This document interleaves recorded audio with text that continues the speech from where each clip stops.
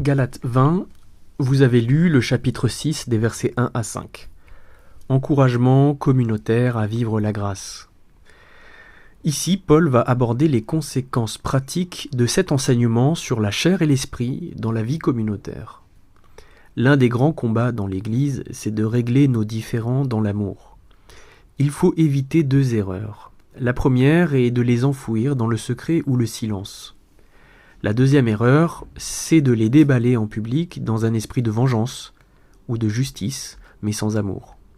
Ce que la Bible nous enseigne ici vient de l'enseignement de Jésus-Christ, qui a dit « Si ton frère a péché contre toi, va et reprends-le », etc., etc.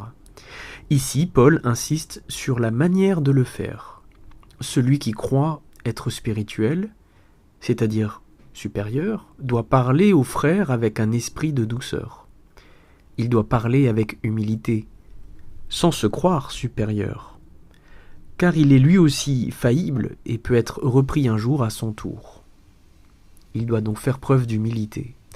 Ici, Paul va avoir une expression pour la première fois, la loi de Christ. Qu'est-ce que la loi de Christ ? Elle nous fait penser à ce que Jacques appelait par deux fois la loi de liberté et qui est selon lui une loi parfaite.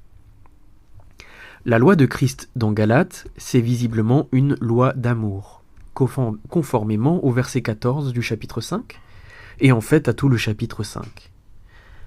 Le chrétien n'a que faire de respecter la loi de Moïse, il doit vivre selon l'esprit et donc respecter la loi de Christ, c'est-à-dire celle qui met le service du prochain avant ses intérêts propres.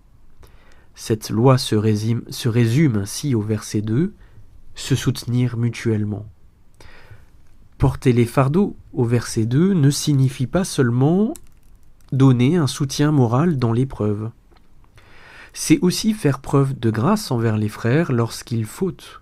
C'est aussi faire preuve de patience, de bienveillance, de bonté, et toute la liste des fruits de l'esprit peut y être intégrée.